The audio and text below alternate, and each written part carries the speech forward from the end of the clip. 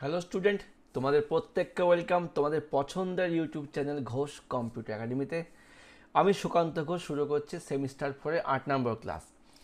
আমরা 7টা class complete করেছি এবং 7টা ক্লাসে কিন্তু আমরা আমাদের সিলেবাস থেকে প্রথম 3টে চ্যাপ্টার দেখো কী আছে: অপারেটিং সিস্টেমের মূল বিষয়গুলি, অপারেটিং সিস্টেম সংগঠন আর প্রসেস ম্যানেজমেন্ট। আমরা বিগত ক্লাসে কিন্তু প্রসেস ম্যানেজমেন্টটা শেষ করেছি। তো আজকে আমরা শুরু করবো 4 নম্বর অধ্যায়, খুব সুন্দর একটি অধ্যায়, নাম মেমোরি ম্যানেজমেন্ট। আমরা প্রত্যেকে মেমোরি নিয়ে কাজ করছি। মোবাইল কেনার সময় মেমোরি দেখে কিনছি, কম্পিউটার কেনার সময়ও মেমোরি দেখে কিনি, কতখানি মেমোরির প্রয়োজন, মোবাইল নেওয়ার সময় র্যাম কী রম কী। এই যে মেমোরি নিয়ে কাজকর্মটা, আমরা তো মেমোরিটাকে ইউজ করছি না। তো এই মেমোরি ব্যাকএন্ডে কীভাবে মানে অপারেটিং সিস্টেম মেমোরিকে ম্যানেজমেন্ট করছে বা পরিচালনা করছে, এটাই কিন্তু আমরা এই চ্যাপ্টারে জানবো। তো বইতে 42 থেকে 60 পৃষ্ঠার মধ্যে এই চ্যাপ্টারটা কমপ্লিট করানো আছে, ঠিক আছে? তো খুব ভালো চ্যাপ্টার, তোমরা মন দিয়ে ক্লাসগুলো দেখো। আর অবশ্যই ভিডিওটাকে লাইক কমেন্ট শেয়ার করবে, যাতে নতুন ভিডিও আর তাড়াতাড়ি আসতে পারো। দেখো, 6 দিন পরে আজকে ক্লাসটা আসছে, তো এই আমার লাস্ট ভিডিও। তো ঠিক আছে, ভিডিওগুলো আসবে। দেখো, 6 দিনে কিন্তু এই লাস্ট ক্লাসটা ভিউ হয়েছে মাত্র 500 হয়নি। তো ঠিক আছে, তো ভিডিওগুলো দেবো। আর সিলেবাসটা তোমাদের অনেকটাই বড়, শেষ করতে কিন্তু অনেকটাই সময় লাগবে। তো এমন ব্যাপার না যে আমরা টিউশন যখন পড়াই সপ্তাহে 2 দিন করে ক্লাস করানো হয়, সেক্ষেত্রে কিন্তু এত বড় সিলেবাসটা কভার করা সত্যিই খুব মুশকিল। তো কাউন্সিলের ব্যাপারটা দেখা উচিত যে এই 9খানা 10খানা চ্যাপ্টার মাত্র 4 মাসে কখনোই সম্ভব নয়। সে অফলাইন টিউশন পড়েও সম্ভব নয়, অনলাইনে তো জানি না কি বলবো। তো যাই হোক, তোমাদের তাও পড়তে হবে। তোমরা প্রত্যেকে বইগুলো অবশ্যই পড়বে, কারণ বেশি গভীরে পড়তে গেলে তোমাদের 6খানা সাবজেক্ট, আর এটা নিয়ে কিছু বলার নেই। সত্যি তোমাদের খুবই টাফ, মানে খুবই কষ্ট এই 4 মাসের মধ্যে এতগুলো সাবজেক্ট কমপ্লিট করা। যাই হোক, আমরা ক্লাসটা শুরু করছি। আজকের ক্লাসে কিন্তু আমরা সেই গুহপাল স্যারের বই থেকেই পড়বো। ধন্যবাদ চিন্ময় গুহ এবং আশুতোষ পাল স্যারকে। তো এই আমাদের বই, আর সঙ্গে তোমাদের নোটস, ঠিক আছে, ফ্রি নোটস। তো অনেকেই আবার একজন কমেন্ট করেছেন, স্যার আপনি এক নাগাড়ে পড়েই যাচ্ছেন বই ধরে ধরে, কিছু কমন দেখে পড়ান। না, আমি কমন দেখে পড়াই না। আমি আমার ক্লাসগুলো মূলত যারা টিউশন পড়তে পারছে না, যাদের মানে ব্যাপারটা সম্বন্ধে সম্যক ধারণা দরকার, বিষয়টাকে বুঝতে হবে, যাতে নিজে লিখতে পারে, তার জন্য কিন্তু আমার ক্লাসটা কোনো সাজেশন ভিত্তিক ক্লাস নয়। হ্যাঁ, সাজেশন কখন হবে? যখন এক নাগাড়ে পড়িয়ে যাব, বিগত কয়েক বছরের কোশ্চেনপত্র দেখবো, তখন আমি সাজেশন দিতে পারবো। কিন্তু এখনকার মানে পড়ানোতে সব কিছুই সাজেশান, সবই তোমাদের ইম্পর্টেন্ট। আমি জানি না যে কী তোমাদের আসতে পারে, ঠিক আছে? তো আমি তোমাদের বিষয়টা সম্বন্ধে সম্পূর্ণ পড়িয়ে দেবো, তারপর তোমরা বুঝে শুনে অ্যান্সার লিখবে, ঠিক আছে? আচ্ছা, দেখো মেমোরি ম্যানেজমেন্ট। তো এখানে কি আছে, প্রথমেই বুঝতে হবে মেমোরি ম্যানেজমেন্ট জিনিসটা কী। একবার বই থেকে পড়ে নিই আমরা। মেমোরি ম্যানেজমেন্ট হলো কম্পিউটার সিস্টেমের মেমোরি দক্ষতার সাথে বরাদ্দ এবং ব্যবস্থাপনার প্রক্রিয়া। যখন একটি কম্পিউটারে কোনো প্রোগ্রাম চলে, তখন এটির ডেটা এবং নির্দেশাবলী সংরক্ষণ করার জন্য মেমোরির প্রয়োজন হয়। মেমোরি ম্যানেজমেন্ট সিস্টেম নিশ্চিত করে যে প্রতিটা প্রোগ্রাম তার প্রয়োজনীয় মেমোরি পায় এবং বিভিন্ন প্রোগ্রাম একে অপরের মেমোরিতে হস্তক্ষেপ না করে, ঠিক আছে? তার মানে আমাদের যে কোনো অ্যাপ চালাতে হোক বা সফটওয়্যার চালাতে কিন্তু মেমোরির প্রয়োজন। একটা মেমোরি দরকার সেটাকে ইনস্টল করতে, আরেকটা মেমোরি দরকার ওটাকে চালাতে, ঠিক আছে? যেটাকে আমরা বলি প্রাইমারি মেমোরি বা র্যাম। তো মেমোরি ম্যানেজমেন্ট অপারেটিং সিস্টেম এমনভাবে করে, আমি যদি 4-5টা অ্যাপসকে অন করি, আমি হোয়াটসঅ্যাপ অন করছি, ফেসবুক অন করছি, যাতে প্রতিটা অ্যাপের মেমোরি যাতে অন্য কারো অ্যাপকে মানে ডিস্টার্ব না করে, যাতে প্রত্যেককে ইন্ডিভিজুয়ালি খুব সুন্দরভাবে চলতে পারে, যাতে যাতে কম্পিউটারটা হ্যাংও না করে বা ডিভাইসটা হ্যাং না করে। বুঝতে পেরেছি? অর্থাৎ কোনো প্রোগ্রাম কখন মেমোরি ব্যবহার করবে, কতটুকু মেমোরি ব্যবহার করবে এবং কবে সেই মেমোরি আবার মুক্ত করে দেওয়া হবে, সেই পুরোটা কিন্তু মেমোরি ম্যানেজমেন্টের কাজ। আমি 4টে অ্যাপ মানে খুলেছি, তেমন 4টা অ্যাপের জন্য আমার অনেকখানি মেমোরি ইউজ হচ্ছে। একটা অ্যাপ আমি বন্ধ করে দিলাম, তখন কিন্তু আমার মেমোরিটা কিন্তু ফ্রি হয়ে গেল। তখন ফ্রি হওয়া মানে কি, আমার কোনো ডিভাইসটা আরও ফাস্ট হয়ে গেল। এইটাই কিন্তু মেমোরি ম্যানেজমেন্টের কাজ। তো এবার আমরা দেখবো সংজ্ঞাটা নোটস থেকে কী লিখিয়েছি, দেখে নিই আমরা। মেমোরি ম্যানেজমেন্ট কি ইহা হলো কম্পিউটার সিস্টেমে মেমোরি দক্ষতার সাথে ব্যবহার এবং ব্যবস্থাপনার প্রক্রিয়া, ওকে, যেটি নিশ্চিত করে প্রতিটা প্রোগ্রাম তার প্রয়োজনীয় মেমোরি পায় এবং বিভিন্ন প্রোগ্রাম যাতে একে অপরের মেমোরিতে হস্তক্ষেপ না করে। দেখো খুব সুন্দর কিন্তু লেখানো আছে, তুমি এটা লিখতে পারো। হ্যাঁ, আচ্ছা, এবার দেখো মেমোরি ম্যানেজমেন্টের বিভিন্ন কাজগুলো কী কী কী কী কাজ আছে। মেমোরি বরাদ্দ, মেমোরিকে মুক্ত করা, অ্যাড্রেস অনুবাদ, প্রোটেকশন, এই চারটা তোমাদের ব্যবহার এখানে লেখানো আছে। তো আমরা এটা বই থেকে পড়ে নেব। দেখো মেমোরি বরাদ্দ আছে কি, তার মানে কোন প্রোগ্রামের জন্য কতটুকু মেমোরি দরকার এটা হচ্ছে বরাদ্দ করতে হবে। মেমোরি মুক্ত, যখন প্রোগ্রামগুলো কাজ শেষ হয়ে যাবে তখন মেমোরিকে ফ্রি করে দিতে হবে।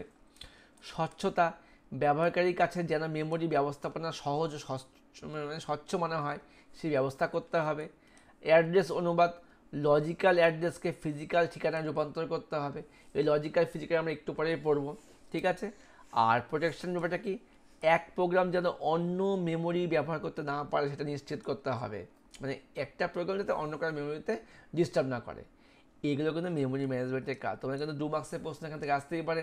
প্রথম প্রশ্ন আসলে মেমোরি ম্যানেজমেন্ট কি 1 মার্কসে, তারপরে আসলে মেমোরি ম্যানেজমেন্টের কাজ কি 2 মার্কসে, ঠিক আছে। আচ্ছা, এবার দেখি পরের প্রশ্ন কি লেখানো আছে। মেমোরি ম্যানেজমেন্টের 3টা গুরুত্ব লেখো। কি কি লেখানো আছে, দ্রুত প্রসেসিং, মাল্টিটাস্কিং, ডেটা সুরক্ষা। আর বইয়ে কি আছে, দ্রুত প্রসেসিং, মাল্টিটাস্কিং, সিস্টেমের স্থিতিশীলতা, দক্ষ কার্যকারিতা, ডেটা সুরক্ষা। তো আমরা এখান থেকে 1 নাম্বার 2 নাম্বার আর লাস্টটা পড়বো, ঠিক আছে। দেখে নাও, দ্রুত প্রসেসিং অর্থাৎ সঠিক মেমোরি ব্যবস্থাপনার ফলে কম্পিউটার দ্রুত কাজ করতে পারে, ঠিক আছে। মাল্টিটাস্কিং মানে অনেকগুলো কাজ চলবে, একাধিক প্রোগ্রামকে একসাথে চলতে দেয়, যার ফলে প্রসেসর ব্যবহারে বাড়ে।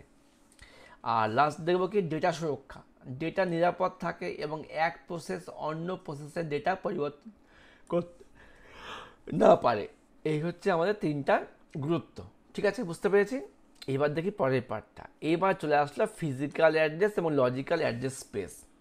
তো প্রথমে আমাদের জানতে হবে যে অ্যাড্রেস স্পেস জিনিসটা কি। আচ্ছা, এই যে আমার মেমোরি আমরা ইউজ করছি, আমার ডেটাগুলো স্টোর হচ্ছে, অ্যাপগুলো ইনস্টল হচ্ছে, তার জন্য তো একটা জায়গা দরকার। কোনোটা হচ্ছে মেমোরি নির্দিষ্ট জায়গায় গিয়ে স্টোর হচ্ছে। তো মনে করো আমার বাড়ি হচ্ছে এটা, ঠিক আছে। তো এটা আমার ঠিকানা। যখনই বলবো যে আমার বাড়ি মানে পরিসীমাটা কত, নির্দিষ্ট একটা জায়গা জুড়ে আছে, ওটা হচ্ছে আমার অ্যাড্রেস স্পেস। ঠিকানা হচ্ছে আমার ঘোষ কম্পিউটার একাডেমি, আমার পুরো বাড়িটা হচ্ছে কিন্তু আমার স্পেস। তো এটাই হচ্ছে মেমোরি অ্যাড্রেস স্পেস। অর্থাৎ অ্যাড্রেস স্পেস বলতে আমরা কী বুঝি, একটা মেমোরি যতক্ষণ জায়গা নিয়ে আছে সেটা হচ্ছে অ্যাড্রেস স্পেস। এই অ্যাড্রেস স্পেস আবার 2 প্রকার, একটা ফিজিক্যাল এবং একটা লজিক্যাল অ্যাড্রেস স্পেস। দেখি নোটসে কী লিখিয়েছি। তো অপারেটিং সিস্টেমের মেমোরির জন্য কত ধরনের ঠিকানা ব্যবহার করা হয়, অবশ্যই 2 ধরনের ঠিকানা ইউজ করা হয়, একটা কি ফিজিক্যাল অ্যাড্রেস স্পেস, একটা লজিক্যাল অ্যাড্রেস স্পেস বা লজিক্যাল অ্যাড্রেস বলতে, ঠিক আছে। এবার দেখে দেবো ফিজিক্যাল বা ভৌত অ্যাড্রেস স্পেস কি। কী লিখিয়েছি, কম্পিউটারের র্যাম বা অন্যান্য মেমোরি ডিভাইসে ডেটার প্রকৃত অবস্থান বা অ্যাড্রেসকে ফিজিক্যাল অ্যাড্রেস বলে। ভৌত অবস্থান, যেটা ডেটাকে এখানে স্টোর হয়ে আছে, যেটা আমরা মানে দেখতে পাচ্ছি, মানে মানে দেখতে পাচ্ছি বলতে আমরা বুঝতে পারছি যে স্টোর হয়ে আছে। অর্থাৎ সিপিইউ যখন কোনো একটা ডেটা বা নির্দেশ ব্যবহার করতে চায় তখন তার র্যামের নির্দিষ্ট ঠিকানায় সংরক্ষিত থাকে, এটাকে বলা হয় ফিজিক্যাল অ্যাড্রেস। এবার তাহলে অ্যাড্রেস স্পেসটা কি, র্যামের এই আসল ঠিকানাকেই ফিজিক্যাল অ্যাড্রেস বলা হয় এবং সম্পূর্ণ যে জায়গা জুড়ে সে ঠিকানাগুলো থাকে তাকে বলা হয় ফিজিক্যাল অ্যাড্রেস স্পেস। যা বললাম তাই। তো প্রথম পার্টটা হলো ফিজিক্যাল অ্যাড্রেস কি, পার্টটা হলো ফিজিক্যাল অ্যাড্রেস স্পেস কি, ঠিক আছে। তো বইয়ে একটা উদাহরণ দেওয়া ছিল, কোথায় গেল, দেখেছিল একটা উদাহরণ। আচ্ছা না, এখানে এখানে দেওয়া নেই, একবার দেখে নিই বই থেকে উদাহরণ দেখেছিলাম।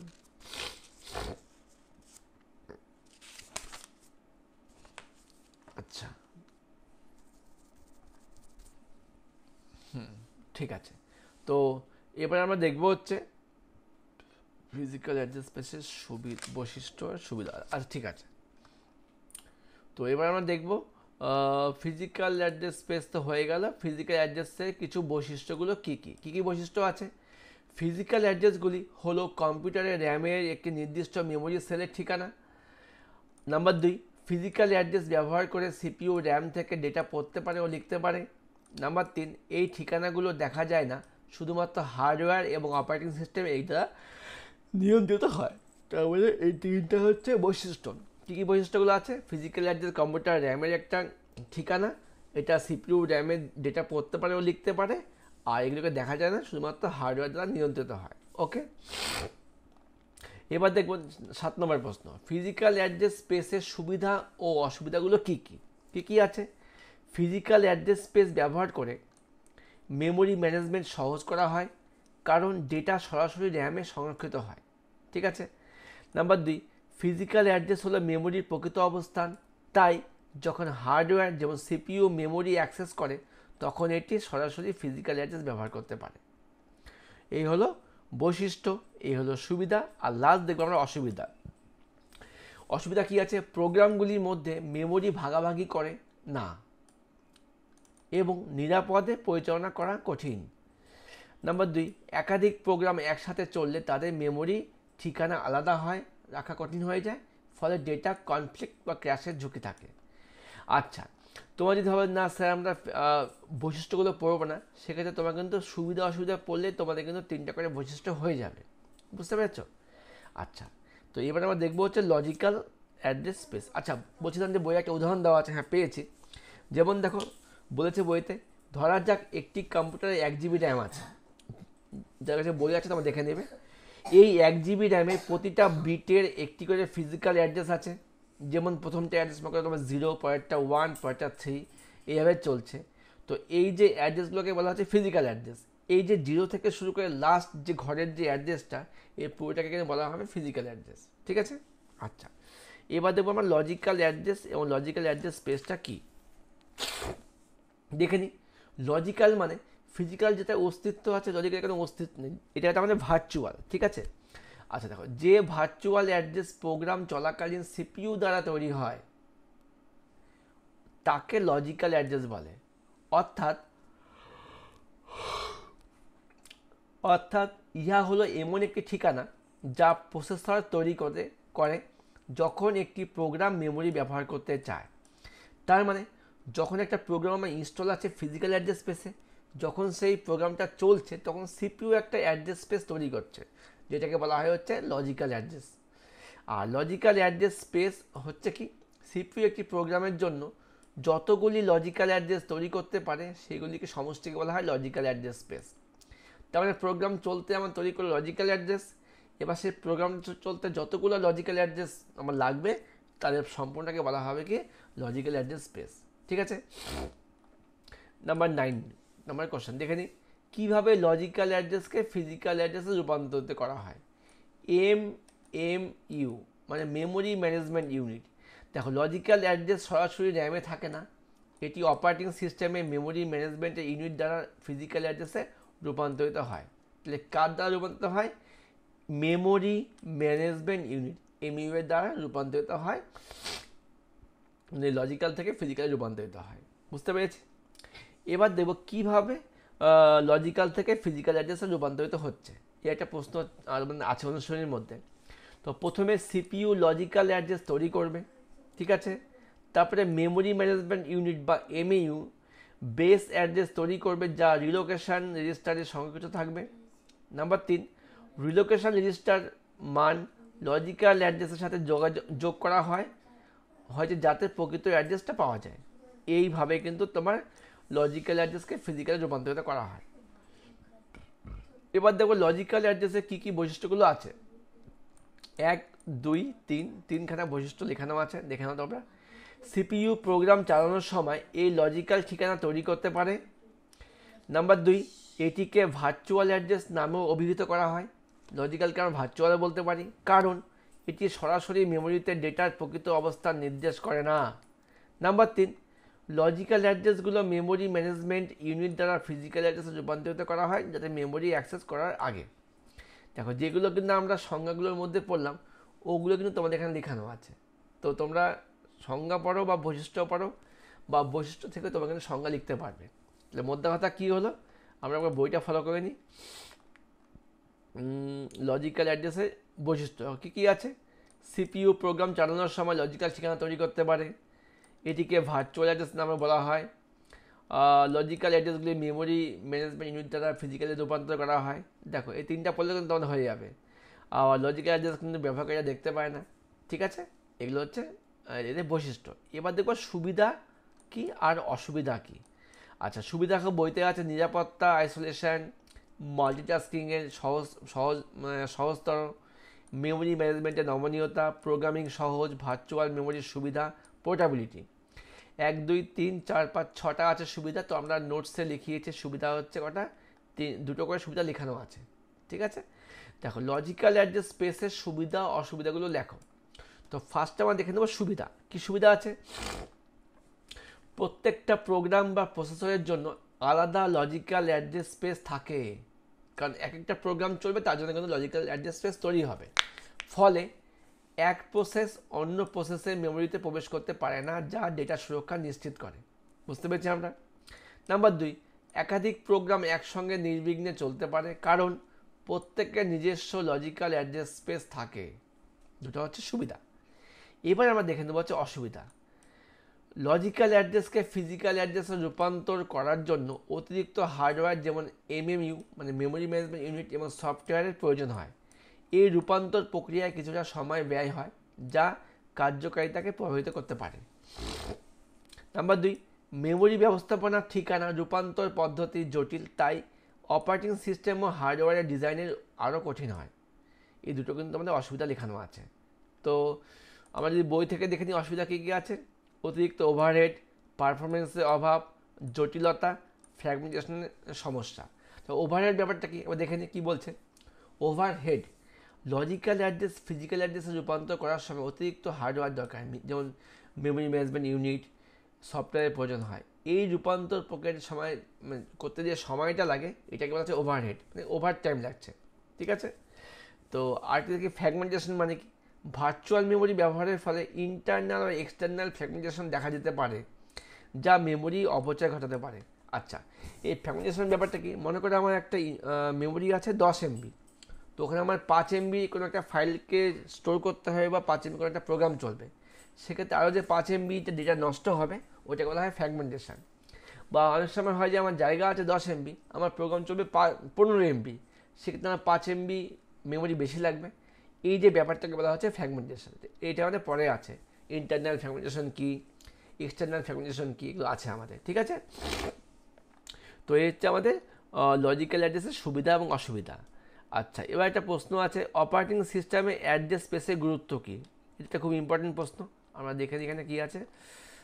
আচ্ছা, একটা প্রশ্ন লেখানো হচ্ছে নোটসের মধ্যে, এমইউ কি। এমইউ কি, এমইউ ফুল ফর্ম কি। যখন তোমরা কোনো শর্ট ফর্ম পাবে অবশ্যই প্রথমে লিখে নেবে যে ফুল ফর্মটা। এমএমইউ এর সম্পূর্ণ নাম হচ্ছে মেমোরি ম্যানেজমেন্ট ইউনিট। কম্পিউটার সিস্টেমে মেমোরি ম্যানেজমেন্ট ইউনিট নামক একটি হার্ডওয়্যার ডিভাইস লজিক্যাল অ্যাড্রেসকে তার সংশ্লিষ্ট ফিজিক্যাল ঠিকানায় রূপান্তরিত করার জন্য ব্যবহৃত হয়, যেটা কিন্তু আমরা একটু আগে দেখলাম, ওটাকে মেমোরি বলে লেখানো আছে, ঠিক আছে। আচ্ছা আচ্ছা, আরেকটা প্রশ্ন আমাদের এখানে পড়তে হবে, এবার দেখে নিই আমরা। আচ্ছা, এটা আমরা বই থেকে দেখে নেব, এটা নোটসে লেখানো হয়নি, ভুল করে লেখানো হয়নি। যাই হোক, অপারেটিং সিস্টেমে অ্যাড্রেস স্পেসের গুরুত্ব কী। খুব অনেক অনেক গুরুত্ব আছে। কী গুরুত্ব আছে? মাল্টি প্রোগ্রামিংয়ের সুবিধা আছে, মেমোরির সুরক্ষা আছে, প্রসেস ব্যবস্থাপনা আছে, নিরাপত্তা সুরক্ষা আছে, ভার্চুয়াল মেমোরি বাস্তবায়ন আছে, ডিবাগিং ও মেনটেনেন্স। এই এতগুলো কিন্তু আমাদের গুরুত্বের জন্য কিন্তু আমরা গুরুত্ব আছে। এবার ডিবাগিং মানে কি বলছে, আলাদা আলাদা ব্যবস্থায় ভুল ধরা ও প্রোগ্রামকে উন্নয়নটা সহজ হয়, এই জন্য কিন্তু অ্যাড্রেস স্পেস প্রয়োজন হয়। ভার্চুয়াল মেমোরি বাস্তবায়ন বলতে কি বলছে, অ্যাড্রেস স্পেসের ধারণা ভার্চুয়াল মেমোরি সিস্টেমে অপরিহার্য, যা সীমিত র্যামে বড় প্রোগ্রাম চালাতে সাহায্য করে। দেখো, আমার র্যাম হচ্ছে সীমিত, আমার 4 GB র্যাম আছে, তো আমার যদি লজিক্যাল অ্যাড্রেস স্পেস যেটা তৈরি হয়, তবে র্যামের জায়গা ছাড়াও আরও কিছু কিন্তু এক্সট্রা জায়গা পাওয়া গেল, যাতে আমার বড় প্রোগ্রামটা চলতে পারে। অ্যাড্রেস স্পেস নিরাপত্তা সুরক্ষা, অ্যাড্রেস স্পেস ব্যবহারকারীর ডেটা ও অপারেটিং সিস্টেমকে সুরক্ষিত রাখে, যাতে ব্যবহারকারী বা ভাইরাস অপারেটিং সিস্টেমের গুরুত্বপূর্ণ অংশ পরিবর্তন করতে না পারে, ঠিক আছে। প্রসেস ব্যবস্থাপনা, একাধিক প্রোগ্রাম একসাথে চললে ঠিকানা বা ব্যবস্থাপনার মাধ্যমে তাদের আলাদা রাখা হয়, ফলে সংঘর্ষ এড়ানো যায়। মেমোরির সুরক্ষা কি বলছে, এক প্রোগ্রাম অন্য প্রোগ্রামের মেমোরিতে প্রবেশ করতে না পারে, এটা নিশ্চিত করতে অ্যাড্রেস স্পেস সীমানা নির্ধারণ করে দেয়। আর প্রথমটা কি বলছিল, মাল্টি প্রোগ্রামিংয়ের সুবিধা, আলাদা অ্যাড্রেস স্পেস থাকার ফলে একাধিক প্রোগ্রাম একই সময় আলাদা মেমোরি ব্যবহার করতে পারে। ঠিক আছে, এই হচ্ছে আমাদের গুরুত্বগুলো, হচ্ছে অপারেটিং সিস্টেমে অ্যাড্রেস স্পেসের গুরুত্ব। তো আমরা একবার আমাদের সিলেবাসটা দেখে নিই। তো সিলেবাস থেকে আমরা কতখানি কমপ্লিট করতে পারলাম একবার দেখে নিই আমরা। আমাদের সেমিস্টার ফোরের সিলেবাস, এই সেমিস্টার ফোরের সিলেবাস আমরা কিন্তু সিলেবাস থেকে কোথায় গেল, সরি আমি আমার বই থেকে দেখে নিই। আচ্ছা, এই আমাদের ছিল সিলেবাস, আমরা কিন্তু এখান থেকে ফিজিক্যাল এবং লজিক্যাল অ্যাড্রেস স্পেসটা পড়লাম। আচ্ছা, এইটুকুই কিন্তু দেখো আমরা কিন্তু আজকে পড়তে পারলাম। হ্যাঁ, আরেকটু আমরা দেখে নিই, মেমোরি অ্যালোকেশন স্ট্র্যাটেজিস, এটা আমরা পরের দিন দেখবো। তো এইটুকুর মধ্যে দেখো সিলেবাসের মধ্যে দেওয়া আছে খালি ফিজিক্যাল এবং লজিক্যাল অ্যাড্রেস স্পেস, আর তোমরা দেখো এইটুকুর মধ্যে আমরা কিন্তু নোটস থেকে 12খানা প্রশ্ন কিন্তু পড়ে ফেললাম। ঠিক আছে, তো এবার দেখবো আমরা ফিজিক্যাল অ্যাড্রেস এবং লজিক্যাল অ্যাড্রেসের মধ্যে পার্থক্য কী আছে। তোমরা বই থেকেও পার্থক্য পড়তে পারো, যেখানে কিন্তু বই থেকে পার্থক্য অনেকগুলো দেওয়া আছে, পাশাপাশি কিছু পয়েন্ট করে দেওয়া আছে। তো আমাদের কম্পিউটার ক্ষেত্রে পয়েন্টগুলো করার দরকার নেই, তোমরা ডিরেক্ট পয়েন্ট বাদ দিও বা মিক্স করে কিন্তু অ্যান্সারগুলো লিখতে পারো। তো দেখো তুমি আমার খাতা ফলো করতে পারো, physical address, logical address. First point কী আছে, এটি এমএমইউ দ্বারা গণনা করা হয়, আর এটা সিপিইউ দ্বারা তৈরি করা হয় যখন প্রোগ্রামটা চলে। নাম্বার 2, এটি শারীরিকভাবে বিদ্যমান এবং মেমোরি একটি নির্দিষ্ট স্থানকে বোঝায়, আর এটি শারীরিকভাবে বিদ্যমান নয়, এটি হলো ভার্চুয়াল। বুঝে গেলে কত সহজ ভাষা লেখানো আছে। ব্যবহারকারী বা প্রোগ্রাম সরাসরি ফিজিক্যাল অ্যাড্রেস দেখতে পায় না, এক্ষেত্রে কী আছে, ব্যবহারকারী বা প্রোগ্রাম সরাসরি এই লজিক্যাল অ্যাড্রেস দেখতে পারে, এটি ব্যবহার করে মেমোরিকে অ্যাক্সেস করে। আর লাস্ট কী লেখানো আছে, ফিজিক্যাল অ্যাড্রেস সাধারণত পরিবর্তন হয় না এবং লজিক্যাল অ্যাড্রেস সাধারণত পরিবর্তন হতে পারে। ঠিক আছে, তো তারপরে প্রশ্ন মেমোরি অ্যালোকেশন বলতে কী বোঝো, এটা আমরা আজকে দেখবো না। হ্যাঁ, তো এইটুকুটা আমরা পরের দিন থেকে শুরু করবো, আজকে ক্লাসটা এই অবধি থাকছে। এবার আমরা দেখবো লাস্ট ক্লাসটা আমরা আমাদের এক্সারসাইজ থেকে কী কী কমপ্লিট করতে পারলাম আজকে একবার দেখে নিই আমরা। আরেকটা ক্লাসে কিন্তু আমরা চ্যাপ্টারটা শেষ করে দেবো। ওকে, তো আমরা এখান থেকে কমপ্লিট করতে পারলাম মেমোরি ম্যানেজমেন্টের গুরুত্ব কী আছে, ফিজিক্যাল অ্যাড্রেস স্পেস কী, ফিজিক্যাল অ্যাড্রেস স্পেসের যে বৈশিষ্ট্য লেখো, ফিজিক্যাল অ্যাড্রেসের সুবিধা লেখো, অসুবিধা লেখো, লজিক্যাল অ্যাড্রেস স্পেস কী, লজিক্যাল স্পেসের বৈশিষ্ট্য কী হবে, লজিক্যাল অ্যাড্রেস স্পেসের সুবিধা অসুবিধা, এমএমইউ এর কাজ কী, লজিক্যাল অ্যাড্রেসের গুরুত্ব কী এবং দুটি পার্থক্য লেখো। আমরা কিন্তু এইটুকু কিন্তু আজকে কমপ্লিট করতে পারলাম। দেখো আমরা কিন্তু 12খানা প্রশ্ন কিন্তু আজকে সলভ করতে পেরেছি, আর যেগুলো বাকি আছে ওগুলো পরবর্তী ক্লাসে আমরা দেখবো। আর এবার দেখি 3 নম্বরের প্রশ্ন থেকে দেখো আমরা কী কী সলভ করতে পেরেছি। মেমোরি ম্যানেজমেন্টের কাজ কী, গুরুত্ব লেখো, logical address physical address space বলতে কী বোঝো, এই যে বৈশিষ্ট্য লেখো। দেখো 2-এর প্রশ্ন পড়লে তবে কিন্তু 3-এর প্রশ্ন হয়ে যাচ্ছে, তো বেশি কিছু বলতে হচ্ছে না। সুবিধা অসুবিধা, বৈশিষ্ট্য, গুরুত্ব, পার্থক্য, আমরা কিন্তু এটুকু আমরা দেখে নিলাম। এখানে আমরা 8খানা প্রশ্ন দেখে নিয়েছি। আর 5-এর ক্ষেত্রে দেখে নিই আমরা অপারেটিং সিস্টেমে মেমোরি ম্যানেজমেন্টের কাজ ও গুরুত্ব কী, ফিজিক্যাল অ্যাড্রেস লজিক্যাল মধ্যে পার্থক্য লেখো। কখনোই 5-এর পার্থক্য আসবে না তোমাদের, 2-এর আসবে। ঠিক আছে, মিলিয়ে নেবে। 5-এর সেট প্রশ্ন আসবে না, গ্রুপ প্রশ্ন আসবে। ফিজিক্যাল অ্যাড্রেসের সুবিধা লেখো। তো আমরা কিন্তু এইটুকুই আজকে আমরা দেখেছি। ঠিক আছে, তো ক্লাসটাকে শেষ করছি। তোমাদের ক্লাস কেমন লাগছে অবশ্যই জানাবে, প্রচুর পরিমাণে লাইক কমেন্ট শেয়ার করবে। দেখা হচ্ছে পরবর্তী ক্লাস নিয়ে। বেস্ট অফ লাক, খুব ভালো থেকো, মন দিয়ে পড়াশোনা করো, বাই।